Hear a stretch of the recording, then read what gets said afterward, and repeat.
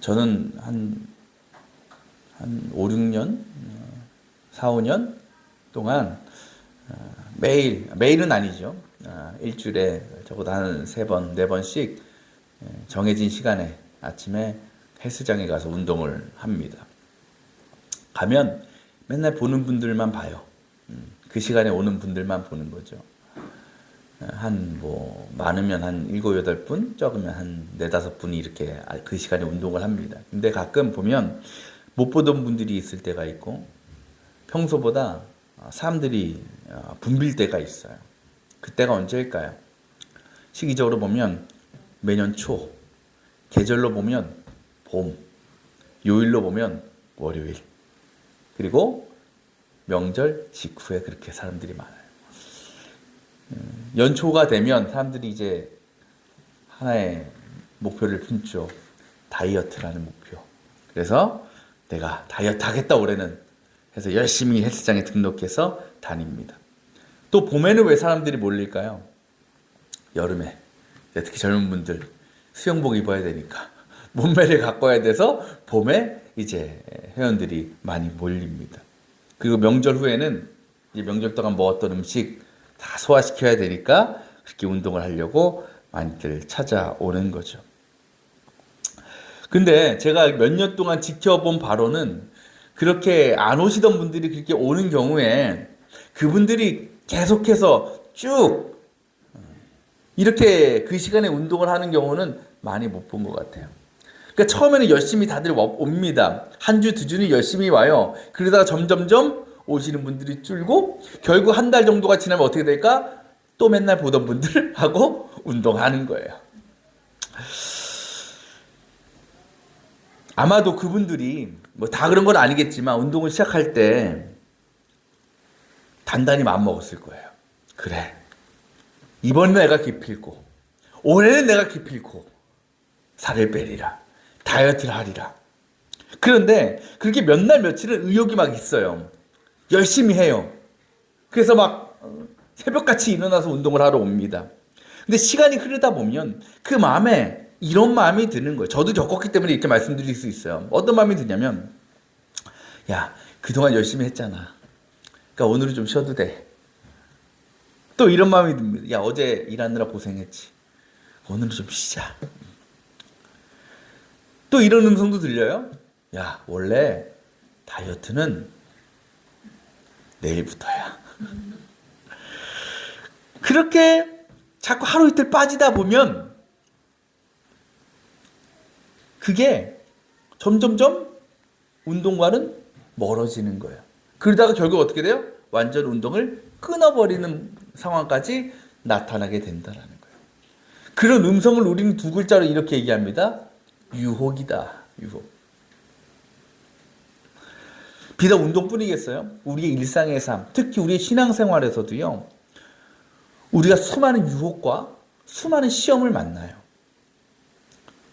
그리고 그때마다 우리는 그 유혹을 이기지 못해서 말씀에 순종하지 못하고 하나님을 떠나는 삶을 살아가게 됩니다. 그때 우리는 연약한 내 자신의 믿음과 내 신앙을 돌아보면서 회개합니다. 근데 그러면서도 이런 마음을 갖게 돼요. 아니, 왜 하나님은 이와 같은 시험과 유혹을 나에게 주시는가? 그래서 왜 나의 믿음과 삶을 왜 이렇게 힘들고 어렵게 하시는가? 그 시험과 유혹이 도대체 나에게 무슨 유익이 되는 것일까? 라는 거죠. 근데 여러분, 우리가 그렇게 말할 수 없는 이유가 있습니다. 그게 뭔지 아십니까? 바로 예수님조차도 유혹과 시험에서 자유롭지 않았기 때문에 그래요. 아시다시피요, 예수님의 공생의 사건은 무엇으로 시작됐어요? 요단강에서 세례 요한에게 세례 받으신 사건을 시작했어요. 그때요, 엄청난 일이 일어납니다. 막 하늘에서 하나님의 음성이 들려오고요, 성령이 비둘기같이 막 내려오는 거예요. 말 그대로 정말 환상적인 모습이었어요. 영광스러운 모습이었어요. 그런데 그런 모습만 보면, 야, 이제 예수님 저렇게 공생이 시작하시니까 앞으로 예수님의 공생의 삶은 탄탄대로구나, 이런 일들만 가득하겠구나 기대할 수 있는 거예요. 그런데 이게 웬일입니까? 예수님 앞에 예상치 못한 상황이 발생한 겁니다. 오늘 말씀에 1절 2절에 좀 말씀하셔요. 성령에 이끌려 광야로 가셔서 어디로 갔다? 광야로 갔대요. 그 다음에 뭐 했어요? 40일 동안 악마에게 시험을 받으셨다. 지금 예수님은요, 공생애를 시작하시자마자 광야에 끌려간 것도 모자라서 사탄의 시험과 유혹을 당하고 계시는 겁니다. 우리가 잘 알지만 거기서 세 가지 시험을 받으시죠? 첫 번째 시험은 뭡니까? 사탄이 뭐라 그래요? 야, 너 돌을 빵으로 만들어 먹어라. 왜 그런 시험을 했을까요? 지금 예수님 상태가 어때? 40일 동안 금식했거든요. 그러니까 배고파. 목도 말라. 지금 그런 예수님에게 가장 필요한 게 뭐예요? 말 그대로 빵이에요. 물과 빵이에요. 그러니까 사탄은 예수님이 지금 가장 필요한 것을 너무나 잘 알고 있었어. 그래서 야, 지금 빵은 없어. 근데 너 하나님의 아들이잖아. 그러니까 여기 돌이 있는데 너 정도면 하나님의 아들이면 당연히 이 빵을 돌로 만들 수 있지 않냐? 한번 해보라라고 하는 거예요. 두 번째 시험 뭡니까? 나에게 절하면 이 세상 모든 것을 너에게 주겠다라는 겁니다. 이 말 어떤 의미냐? 너 나한테 한번 엎드려. 나한테 뭐 굴복해 그러면 다시는 내가 너 안 건드릴게. 너가 앞으로 공생 사역하는데 내가 태클 안 걸게라는 뜻이에요. 세 번째는 뭐예요? 성전 꼭대기에서 뛰어내려라. 그래서 뭐라 그래요? 야, 성경에 기록했지? 너 하나님의 아들이면 성전에서 아무리 높은 곳에 롯데월드 타워 이런 데서 뛰어내려도 하나님의 천사가 널 살려줄 거 아니냐? 그러니까 한번 뛰어내려 봐라라고 시험을 한 겁니다. 세 가지 시험을 받은 거예요. 여러분, 왜 사탄이 예수님에게 이런 시험을 했을까요? 정말 예수님이 돌을 빵으로 만들 능력이 있는지 없는지를 보려고? 정말 높은 데서 떨어지면 사나 죽나 확인하려고? 예수님이 그럴 만한 능력이 있는지 없는지 보려고? 아니에요. 여러분, 사탄은요, 우리보다 하나님의 능력, 예수님의 능력을 더 잘 알고 있는 존재예요. 그러한 사탄이 예수님을 시험한 목적은요, 이거예요. 예수님이 내 말을 듣느냐 안 듣느냐. 그러니까 하나님의 아들인 예수님, 예수 그리스도가 사탄인 내 말에 순종하느냐 그렇지 않느냐를 시험거리로 던진 겁니다. 우리가 사탄이라고 부르는, 악마라고 부르는 이 존재는요, 헬라어로 디아블로스라 그래요. 근데 이 말이 어떤 뜻이냐면 한문으로 하면 중상자, 우리가 중상모략이라는 말 쓰죠. 중상하는 게 뭐냐면 고의로 남을 헐뜯는 걸 얘기해요. 그 단어에서 파생된 사탄이라는 말은 하나님 앞에서 고의로 악을 품고 헐뜯는 존재라는 걸 얘기합니다. 더 정확히 표현하면 모든 일에서 우리로 하여금 하나님께 대항하게 하는 힘, 하나님께 대적하게 하는 실체를 사탄이라고 부르는 거예요. 여러분, 이러한 사탄은 지금도 우리를 유혹하고 있고요, 시험하고 있어요. 그리고 그 사탄의 시험과 유혹의 목적은 분명합니다. 그게 뭐라고요? 우리가 하나님을 대적하는 자로 만들게 하기 위해서, 우리가 하나님을 대항하는 자로 만들게 하기 위해서라는 거예요. 그렇게 우리의 신앙 가운데, 우리의 삶 가운데 이 악마, 사탄의 시험과 유혹은 늘 떠나지 않고 있어요. 그런데 솔직히 여러분, 양심의 손을 얹고 우리가 그런 유혹을 받을 때, 시험을 당할 때에 그것을 이기는 때가 많습니까? 아니면 유혹에 빠져서 하나님께 멀어질 때가 많습니까? 유혹과 시험에 빠질 때가 훨씬 많은 것 같아요. 그럴 수밖에 없는 가장 큰 이유가 뭘까요? 왜 우리는 사탄의 유혹을, 사탄의 시험을 이기지 못할까요? 그 이유는 그 사탄이 하는 유혹과 시험이 우리가 감당하기에, 우리가 행하기에 너무 어렵고 너무 힘든 일이 아니어서 그래요. 오히려 사탄이 우리에게 유혹하는 건 우리가 좋아할 만한 것, 우리가 너무 잘할 수 있는 것, 쉬워 보이는 것, 나에게 좋아 보이는 것으로 우리를 유혹하고 시험하는 거예요. 사탄이 예수님 시험한 거 보세요. 돌을 빵으로 만들어 먹으래. 좋아, 나빠? 좋아요. 한번 절하면 세상 모든 것 준대. 앞으로 안 건드리는데 좋아, 나빠? 얼마나 좋아. 높은 곳에서 떨어지면 살려줄 때가 떨어져 버려요. 좋아요. 왜? 예수님 안 죽을 거니까.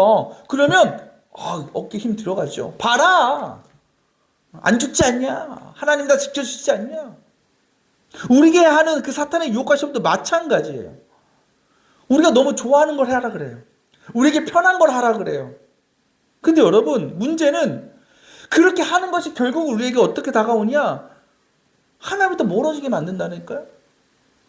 믿음을 포기하게 되는 결과로 우리가 나아갈 수밖에 없다라는 거예요. 왜?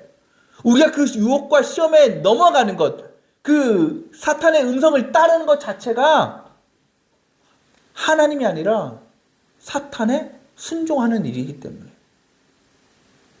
그러니까 사탄은 우리에게 유혹과 시험을 던질 때 우리가 그것을 해서 우리에게 어떤 유익이 있고 어떤 좋은 일이 있냐를 보는 게 아니에요. 그냥 우리가 사탄의 말을 따르느냐, 하나님의 말씀을 따르느냐만 보는 거예요.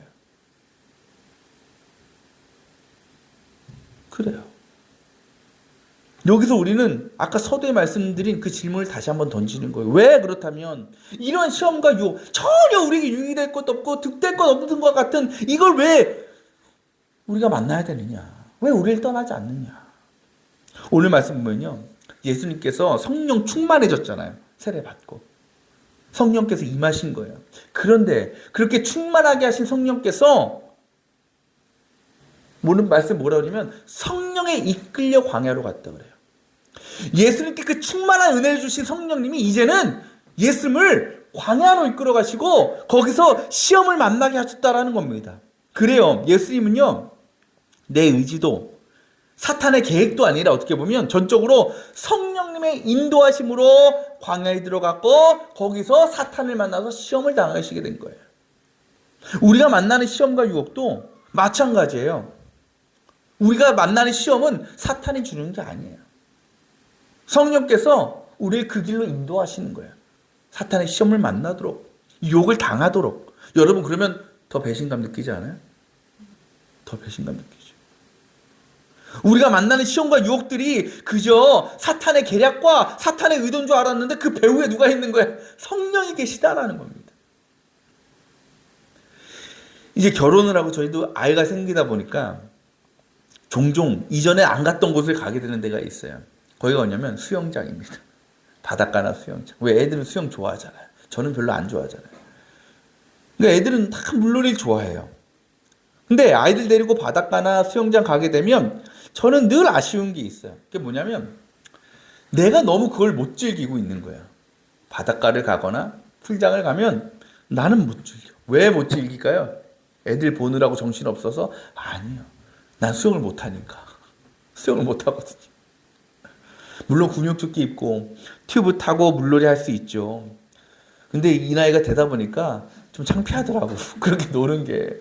우리 김시원 성들 얼마나 수영 잘해. 우리 김보미 사님도 우리 세부 갔을 때 물찬 제비처럼 얼마나 부러웠는지 몰라요. 근데 나는 이제 그저 목까지만 오는 데서 이러고 다니는 거예요. 놀긴 노는데 이게 노는 수준이 다른 거예요.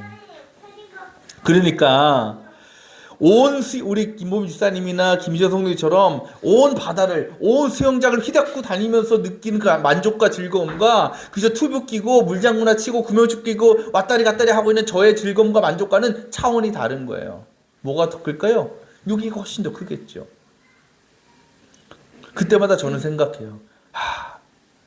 초등학교 때 엄마가 곰돌이 체육관 보냈을 때 샤워만 하고 오지 말고 열심히 좀 배울 걸. 싫어도 배울 걸. 그때 내가 배웠다면 내가 저 사람들 안 부러울 텐데. 그런 생각하는 거예요. 그래요. 하나님께서 우리에게 원하시는 것은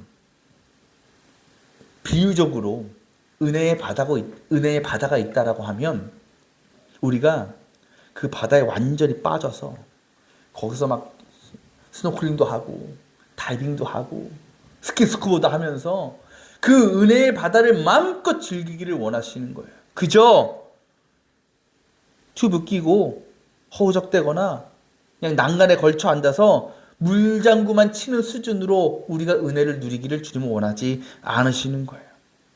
그런데 우리가요, 주님이 허락하신 그 놀라운 은혜와 크신 은혜를 맛보기 위해서는 반드시 거쳐야 되는 과정이 있다라는 겁니다. 그게 무엇이냐? 시험과 유혹이라는 겁니다. 그런데 우리가 단지 시험을 만나고 유혹을 당하는 것으로 우리가 하나님의 은혜를 누리고 더 강건해지는 게 아니에요. 그 시험과 유혹 앞에서 뭐 해야 되겠어요? 믿음을 지키는 거죠. 말씀에 순종하는 거죠. 그래서 결국 승리하는 삶을 우리가 살아가야 된다는 것입니다.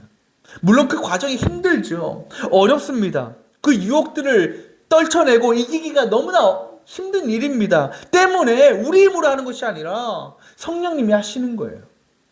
우리를 광야로, 그리고 그 광야의 시험으로 이끌어 가시는 성령님께서는요, 우리를 떠나지 않으시고 여전히 우리 안에서 우리가 해야 될 일들, 우리가 어떻게 하면 그 시험과 유혹을 이길 수 있는지를 지혜와 능력으로 부어 주신다라는 겁니다.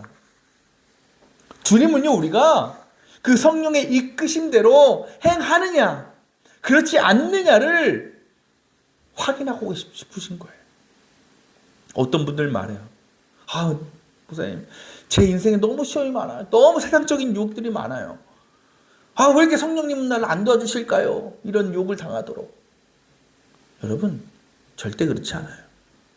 왜? 이미 성령은요, 우리가 그 시험과 유혹을 감당하고 이길 수 있는 힘과 능력 허락해 주셨기 때문에 그래요.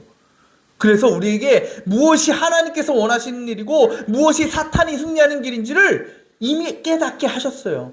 여러분 생각해 보세요. 우리가 시험 당한다고 할 때, 유혹을 당한다고 할 때 무엇이 옳고 그런지, 무엇이 선이고 악인지, 무엇이 하나님께서 원하시고 하나님께서 원하시지 않는 건지 여러분 판단 못합니까? 몰라서 못하는 거예요? 아니잖아요. 우리는 알아요. 무엇이 하나님의 뜻이고 하나님께서 원하시는 너무나 잘 알고 있어요. 그 다음 문제는 뭐예요? 누구에게 있는 거예요? 성령한테 있는 겁니까? 그 옳은 것을, 선한 것을, 하나님의 뜻을 택하지 못하는 우리에게 있는 거예요. 왜? 결국 선택은 성령이 아니라 우리가 하는 것이기 때문에. 우리가 성령의 이끄심을 받고 성령의 말씀을 따르려고 애쓰면서 이것이 성령의 뜻이지, 이것이 옳은 길이라고 옳은 것을 택하면 우리 성령을 따르는 것이 되지만, 아무리 성령께서 가르쳐 주시고 아무리 알려주셔도 그래도 나는 그것보단 이게 좋지, 나에게 이게 맞지, 택하면 우리 사탄의 길을 가는 거예요. 지난 수요일부터 40일 동안의 사순절이 시작됐습니다.